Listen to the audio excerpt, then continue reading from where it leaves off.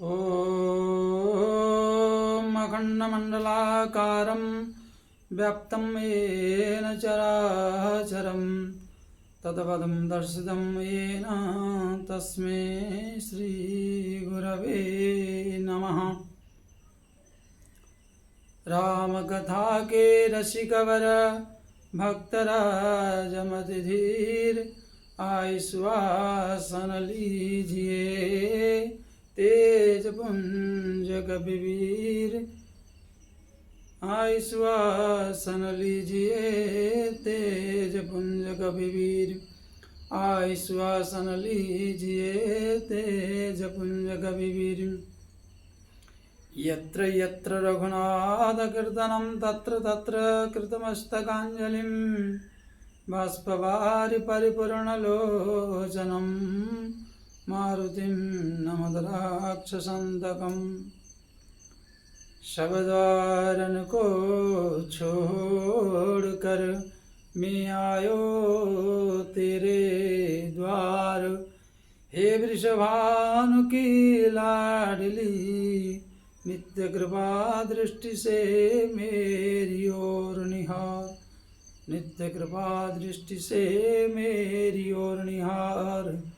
नित्य कृपा दृष्टि से मेरी ओर निहार।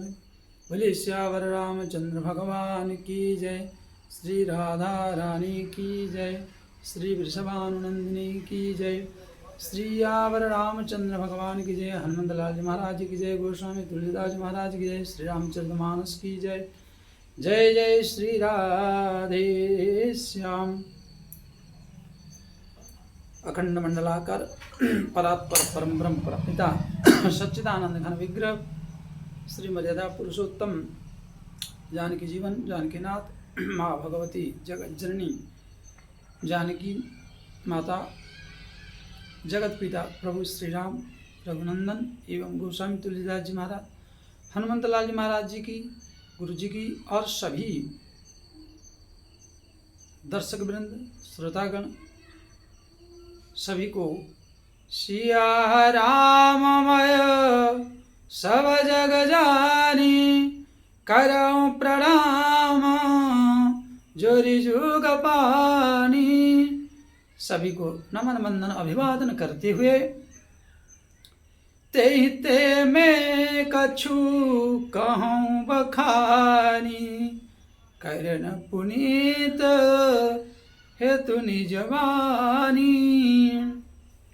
भगवान की परम पवित्र चरित्र को गान करके श्रवण करके जो अनेक जन्मों से जीव पाप और कर्मों से लिप्त होकर इस मुख से कितनों की दिल दुखाया है, कितनों की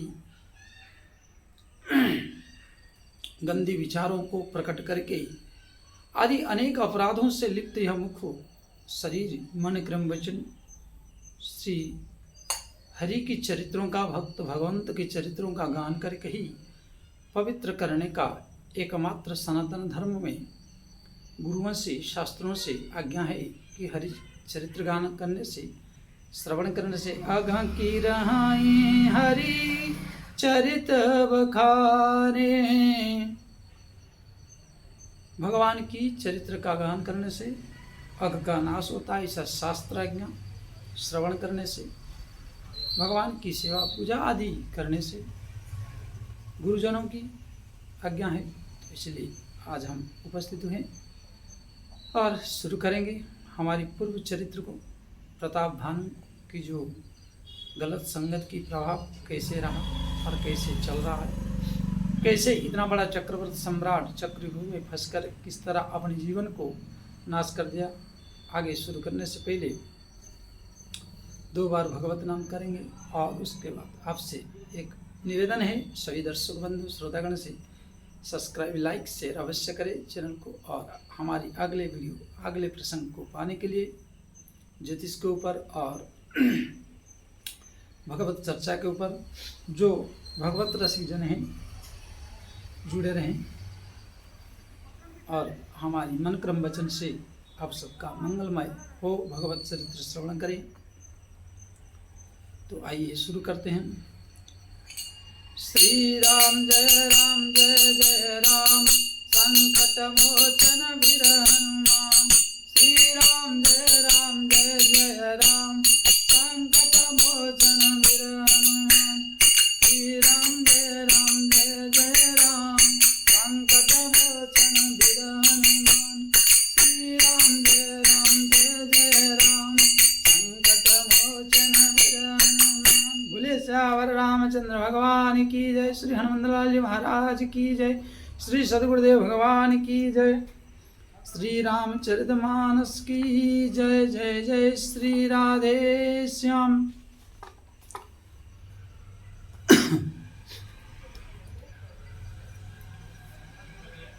तो हम राजा प्रताप भानु और कपटी मुनि अर्थात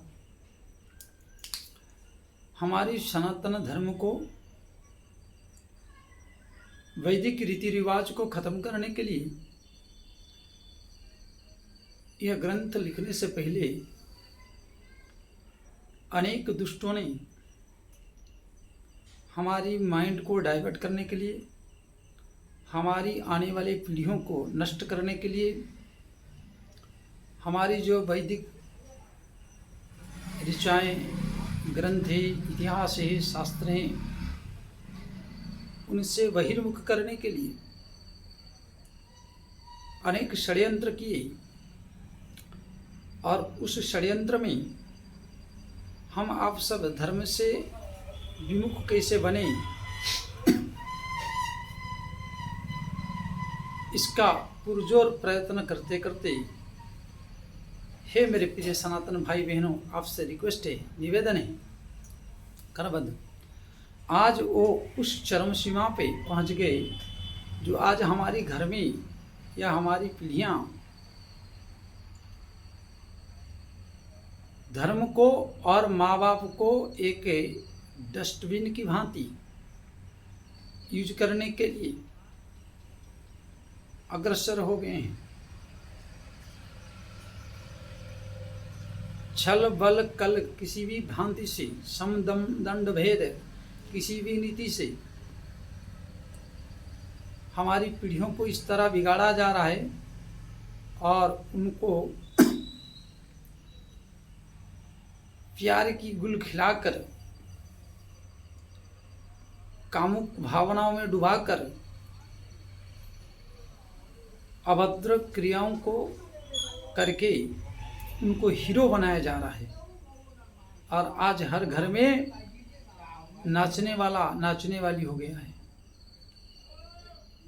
अंग प्रदर्शन का इतना दुर्वृत्त और दुराचार छाया हुआ है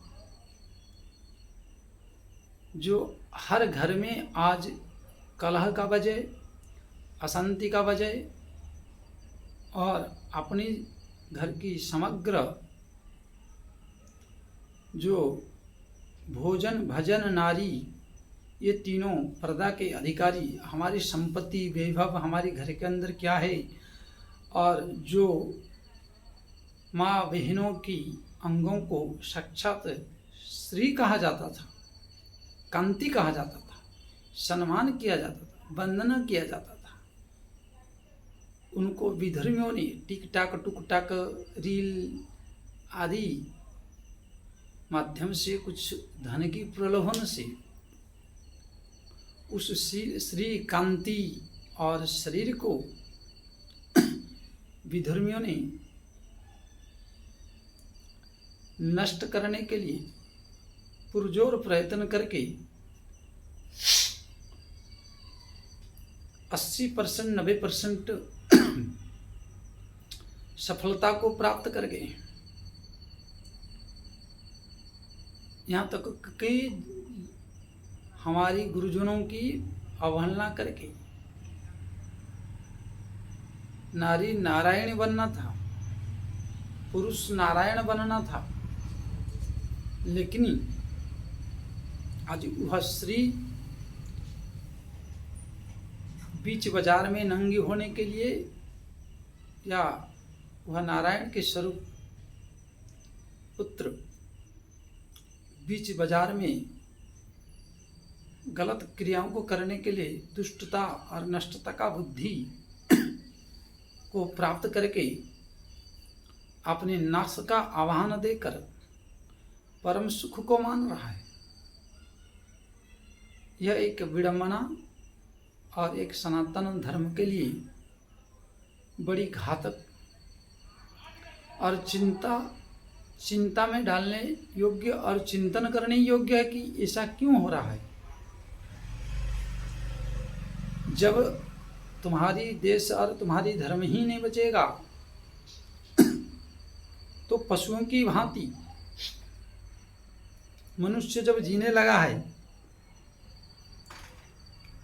तो उस जीवन का ही मूल्य क्या है, मूल्यहीन हो जाता है। इसलिए अब सबसे हमारी विनम्र प्रार्थना है कि थोड़ा आंख खोलिए, विचार रूपी सदग्रंथों का अध्ययन 10 मिनट ही करिए। आपके पूर्वजों को घर में वयोवृद्ध जन जो हैं इनकी आज्ञाओं का पालन करें, उनकी अनुभवों की, उनके जीवन में सफलता और असफलता की जो विचारधारा है उसको आप सब आने वाली पीढ़ी, नवयुवती और नव युवक जन ध्यान देंगे तो आपकी जो संगत है, गलत संगत, और जिस गलत संगत के प्रभाव से मनुष्य की सर्वनाश हो जाता है, और उस संगत से जब बच जाएंगे तो आपको भगवान की कृपा से धन वैभव यश कीर्ति युग युग तक रहेगा। आप इस प्रकार बेहुदा हरकतें करके जो धन का इनकम करते हैं, क्या आप अपनी हृदय में एक बार विचार करके स्वयं को पूछ के देखिए, एकांत में बैठकर, हे मेरे प्रिय भारत के माता के संतानों, क्या आपको वास्तविक रियलाइज सुख मिलता है? खाली धन को हथेली पर देख के सुख मिलता है, वो क्षण भर का धन मुझे मिला, परंतु उस धन का क्या क्या गति हुई और उस धन के कारण कितने बार हमें मेडिकल जाना पड़ा, कितने कलह सृष्टि करना पड़ा। हमें कल रोड पे निकलते ही कोई ना कोई दुराचारी हमारे शरीर के अंगों को, गुप्त अंगों को और क्रांति अंग जो होना चाहिए था उस अंग की प्यासी बनकर हमें कैसे उस धन के इनकम के माध्यम से जो बना हमारी शरीर अंग प्रदर्शन आदि व्यभिचार करना पड़ा, तो उसका परिणाम हम रोड में निकलते तो भयभीत रहते हैं। तो ऐसा धन का और ऐसे क्रियाओं का क्या फायदा है? इस पर एक गहरी विचार और गहरी सोच की जरूरत है। सभी न जो युवक है, युवतियां हैं, परंतु आज तुम सब बेहोश और अचेत अवस्था में पड़े हो। मेरे भारत की पीढ़ियां जिसके हाथ में विशाल पुरुषार्थ और काल को भी जय करने वाला सामर्थ्य होना चाहिए, आज वो 2-2 टाके में बिक रहा है। यह देखकर बड़ा ग्लानि, दुखी और संताप होता है मन में कि क्या काल और समय आ गया। हे प्रभु, हे नारायण, इन सब में माँ शारदा कैसे सद्बुद्धि प्रदान करे और सदाचार प्रदान करे। इसलिए एक बार चिंतन करिए। उसी की भांति राजा प्रताप भानु ने भी अपने जीवन में अपराध किया, बड़ों का ना मानकर छुपाया। तो तुलसीदास जी कहते हैं, तुलसी देखी सुवेशु भूलहि मूढ़न चतुर नर, सुंदर के की पेख वचन सुधा सम असनाही।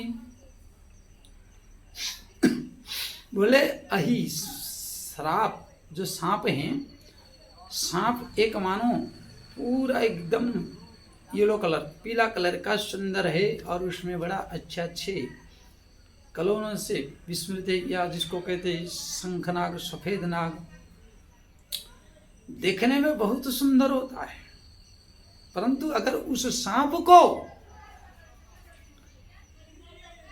पकड़ना नहीं जानता और उसकी उचित दूरी ना बनाना जानता हो, तो उस सर्प को जब पकड़े लेगा, क्या बाहर से उसकी सौंदर्यता देखकर अगर पकड़ ले तो डस ले तो क्या मरेगा नहीं? क्या उसकी अंदर जो जहर है वो क्या सुंदर है?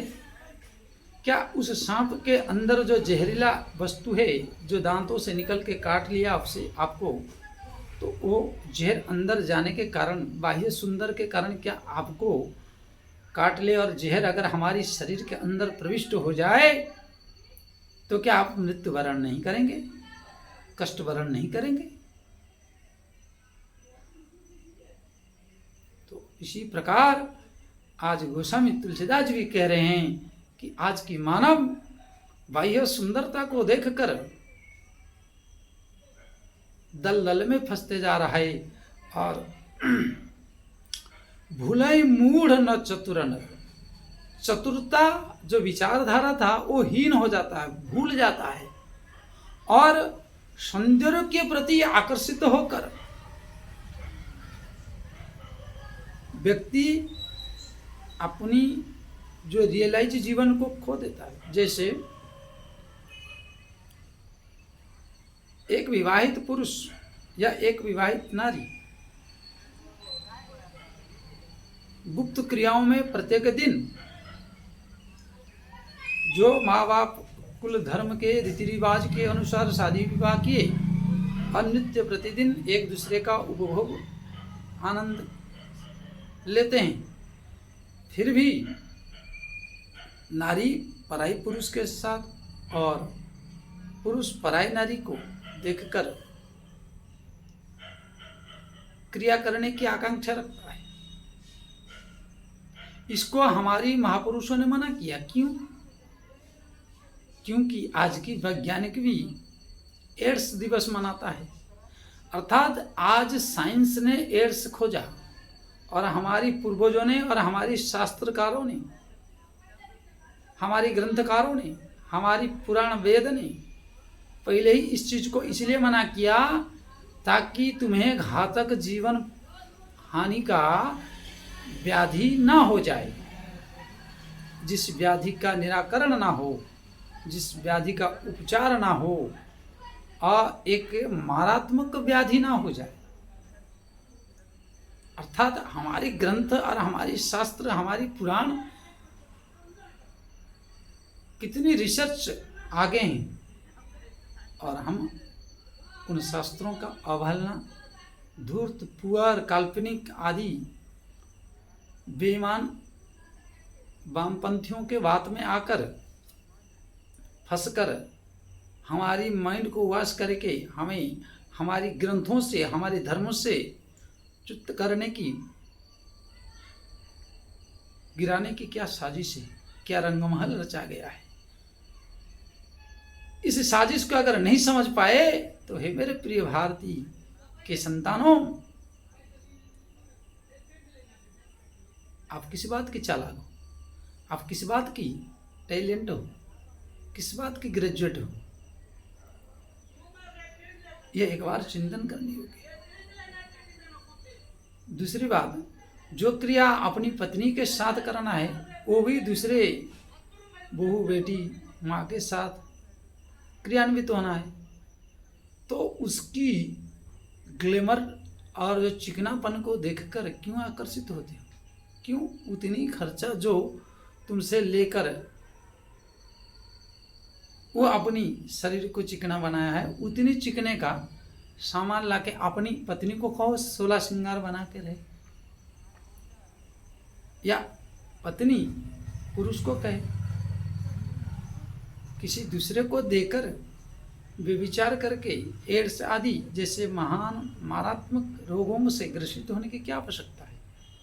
मानसिक विकार अलग से, क्योंकि जितने दिन आप उसकी फंसे रहोगे उसकी चक्कर में, उतने दिन उसकी चिंतन बना रहेगा और वो जब चाहेगा जो हेलो अब मनी पर्स खोलो, हमें तो शॉपिंग करना है। शॉपिंग नहीं, साफ करना है तुम्हें। पत्नी के लिए पैसा नहीं होगा, बच्चे के लिए पैसा नहीं होगा, शॉपिंग वाली के लिए और दूसरे के लिए तो कहाँ से पैसा आ जाता है। और शॉपिंग नहीं, तुम्हें साफ कर देता है। जिस दिन तुम्हें एड्स हो जाए या घातक रोग हो जाए तो इस संसार से ही तुम्हारा टिकट करके तुम्हें सफाई, नीट एंड क्लीन। जिंदे रहोगे तो जेब से साफ हो जाओगे, जिंदे नहीं रहोगे तो मारात्मक रोग से ग्रसित होकर साफ हो जाओ। अगर किसी घातक, प्राण घातक रोग हो गया जो ठीक नहीं हुआ, मरे भी नहीं, तो जिस घरवाली को या जिस घरवाले को आपने घृणा किए थे वही आपकी सेवा करेगा, उस शॉपिंग वाली नहीं करेगा, ना करेगी। इसलिए आप सब दर्शक बंधु, श्रोतागण, सांसारिक विषय में भी चिंतन करने योग्य है। और इस चिंतन को, चित्त को चिंतन में लगाएंगे तो धीरे धीरे आपकी ग्रोथ और उन्नति होगा। जो मलमूत्र भांड आप पराई औरत बहन बेटियों की देखेंगे, वो आपको परमात्मा ने माँ बाप के रूप में पहले से ही दे रखा है। माँ बाप ने लाके आपको पति ने दे रखा है।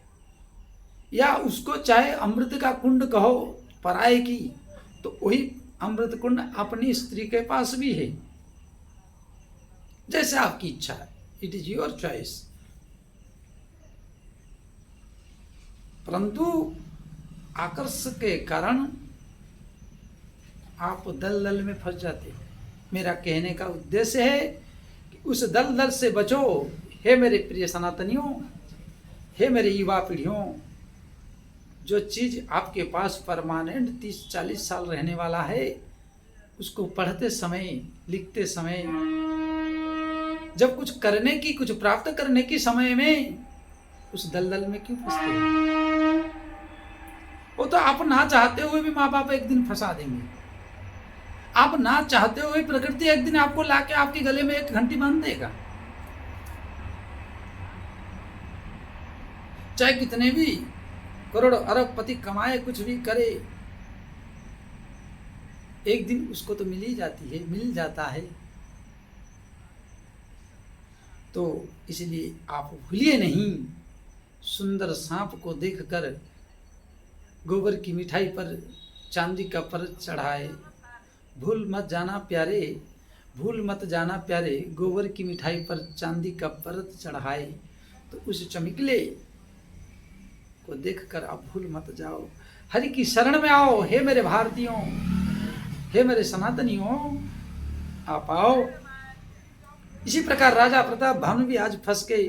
ताते गुपुत्र हूँ जगमाही, हरि तज की मापी प्रयोजन नाही।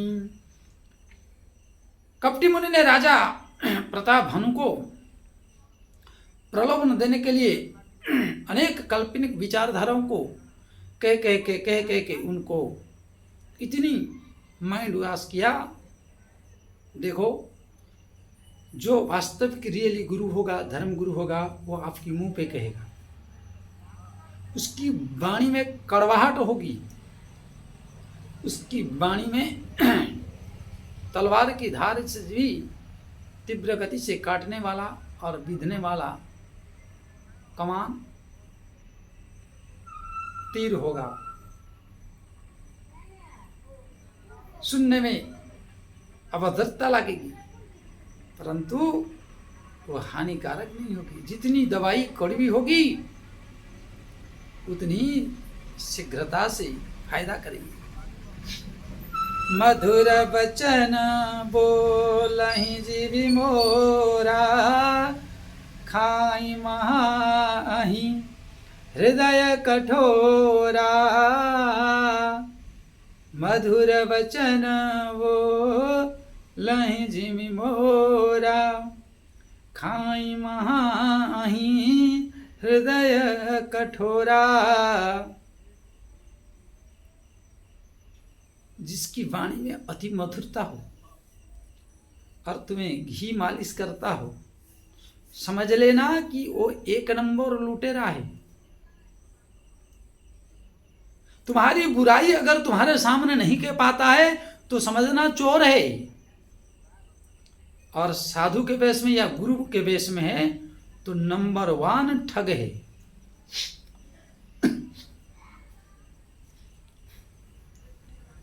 और जिसे तुम्हें कुछ प्राप्त होने की या तुम्हें खो देने की डर ना हो, जो संतों में बेखब, जब तुम इसे कुछ प्राप्त करने की इच्छा न हो, वो हरि से प्राप्त करने की और हरि इच्छा की पावर रखता हो, हरि की भजन की ताकत रखता हो, तो वो आपको कभी नहीं डरेगा, मुंह पे बोलेगा आपकी गलत विचारधाराओं को, चाहे तुम आओ चाहे जाओ, आए तो वेलकम, जाए तो भिड़कम। अर्थात उसकी वाणी में कठोरता इसलिए कि आपको सुधारना चाहता है, आपकी क्रियाओं को सुधारना चाहता है, आपकी विचारधाराओं को सुधारना चाहता है, आपकी मार्ग को बदलना चाहता है और आपको उन्नति के पथ पर लोक में और परलोक में ले जाना चाहता है। आज श्री प्रेमानंद जी महाराज जी का इतने लोग क्यों जुड़े? क्योंकि तुम आओ या ना आओ, तुम्हारा पति हो खराब पति हो, उसे मतलब नहीं है। हमें तो दाल रोटी से मतलब है, हरि भजन से मतलब है, चापलूसी नहीं, जरूरत नहीं। तुम हमें बेवकूफ समझो, ये हमें जरूरत नहीं। हम झुके हुए तो इसका मतलब नहीं है कि हम गिरे हुए हैं। हम झुके हुए कुछ मर्यादाओं के, लोक रीतियों के कारण, हमारे असूलों के कारण। परंतु जो गुरु होकर, संत होकर पिछवाड़ा चाटने वाला चरित्र करते हैं, सुंदर वेश बनाकर, वो तो सुअर से भी गया गुजरा हुआ है, गिरे हुए हैं। सुअर तो कम से कम मनुष्य की मल को खाकर संसार की सफाई करता है, संसार की स्थानों को सफाई करके लोगों को गंदगी से रक्षा करता है। परंतु जो साधु का वेश बनाकर, संतों की वेश बनाकर, गुरु बन के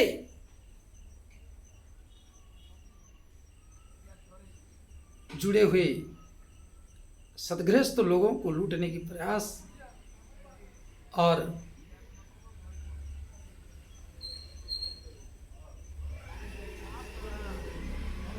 सदगृहस्थों के धन पर प्रलोभन करके, चापलूसी करके, उनको घी लगा के, माखन मालिश करके लूटते हैं। उनसे बड़ा वेशधारी और सनातन धर्म के कलंक नंबर 1 हरिद्रोही, गुरुद्रोही, धर्मद्रोही, देशद्रोही आदि जितने द्रोह है, इनमें है। जैसे जगत गुरु श्री निश्चलानंद सरस्वती जी महाराज, चाहे उनके आदर हो या ना हो, उनकी क्वालिटी है। उनकी वचनों पर देखो, तलवार की धार है, कितनी उम्र हो गया है।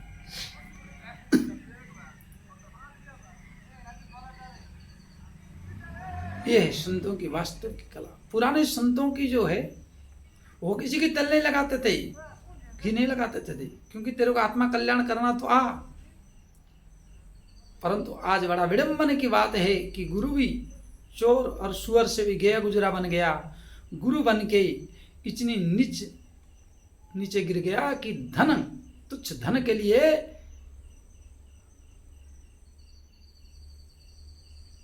आए हुए शरणागतों को लूटने की विचारधारा से उनको गलत पथ, गलत मार्ग का प्रदर्शन करा के, उनकी हर हाँ में हाँ मिलाकर उनके सन्मुख सत्यवाद को प्रकट नहीं कर पाते, क्योंकि उस सदगृहस्थ का धन पर। और उस सदगृहस्थ को भी धिक्कार है, संतों के पास जाकर सौदागिरी, व्यापार, धन आदि। अरे अगर तुम रियलाइज में अगर गुरु बनाओगे और गुरु की आज्ञा पालन करके भजन करोगे तो तुम्हारी व्यवसाय व्यापार क्यों डिम पड़ेगा? ग्रह नक्षत्र पीड़ा जो आदि है ये सब क्यों दंड देंगे? अर्थात आप कुछ करना नहीं चाहते पुरुषार्थ, और वो कुछ छोड़ना नहीं चाहते हैं।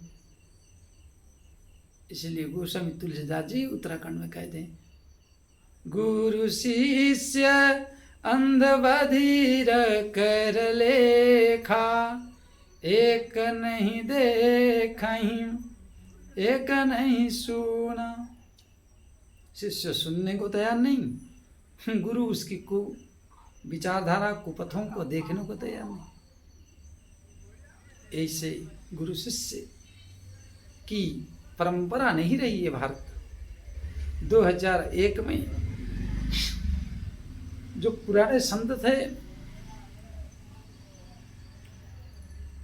उस समय के संतों की जो बोलचाल भाषा थी, जो कड़कपन थी,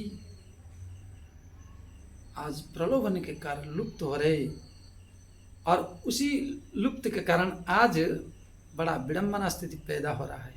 इसलिए सबसे निवेदन है कि एक बार जागो, धर्म की रक्षा, गुरुओं की मर्यादा, गृहस्थों की मर्यादा सबके ध्यान रखो।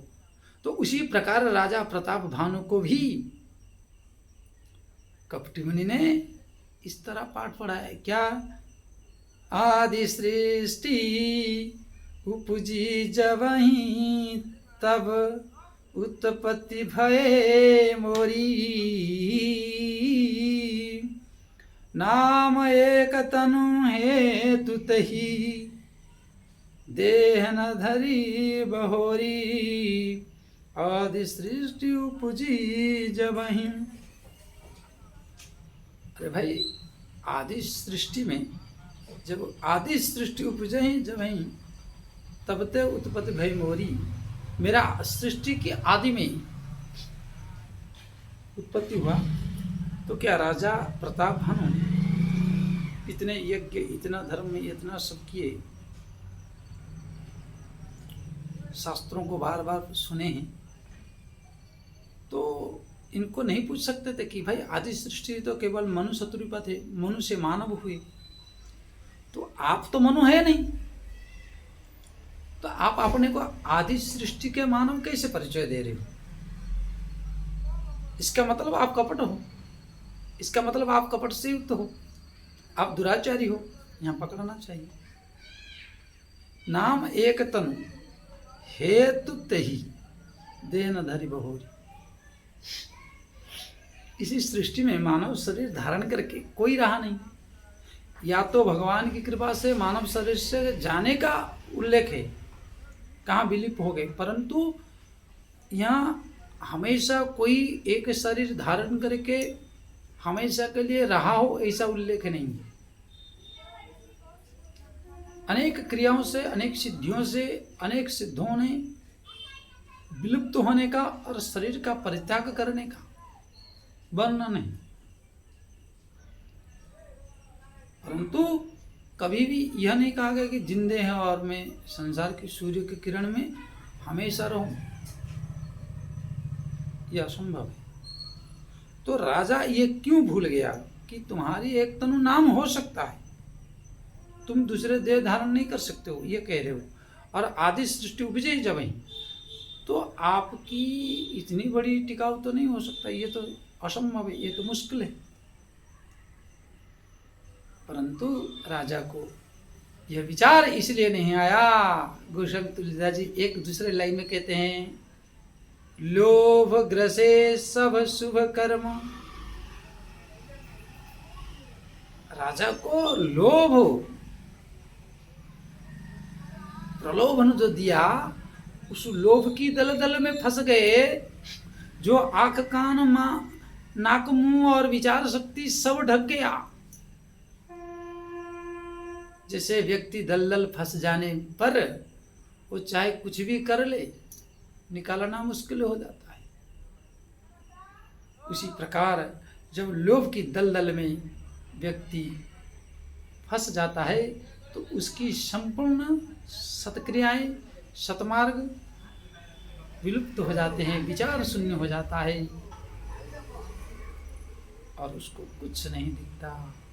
इसलिए हे मेरे माँ भारती के संतानों, राजा प्रताप भानु आज उस दलदल में फंस गया है जो उसको विचारहीन हो गया है। और इस सृष्टि में भी आज देखा जा रहा है कि मेरे नौजवान भाई बंधु सनातनी और बड़े बड़े पदों में रहकर जो कुकर्म और अन्याय पूर्वक अर्जित धन को एकत्रित करके संतानों को पालते हैं और अंतिम समय में उनको कत्ल खाना में भेजते हैं, माँ बाप नहीं मानते, इस पर एक बार विचार करें और एक बार उस दलदल से बचने की प्रयास करें। इस निवेदन के साथ यहाँ पर हम विराम देंगे। आप सबसे निवेदन है लाइक सब्सक्राइब से अवश्य करिए और आगे की वीडियो पाने के लिए, आगे के विचार को पाने के लिए 2 बार भगवत नाम तत्पश्चात विराम। सीताराम सीताराम सीताराम कहिए, राधे श्याम राधे श्याम राधे श्याम कहिए। सुखमय हो राम नाम, राम से बात में तू अकेले नहीं, प्यारे राम तेरे साथ में। सीताराम सीताराम सीताराम कहिए, राधे श्याम राधे श्याम राधे श्याम कहिए। मुखों में हो राम नाम, राम से बात में तू अकेले नहीं, प्यारे राम तेरे साथ में।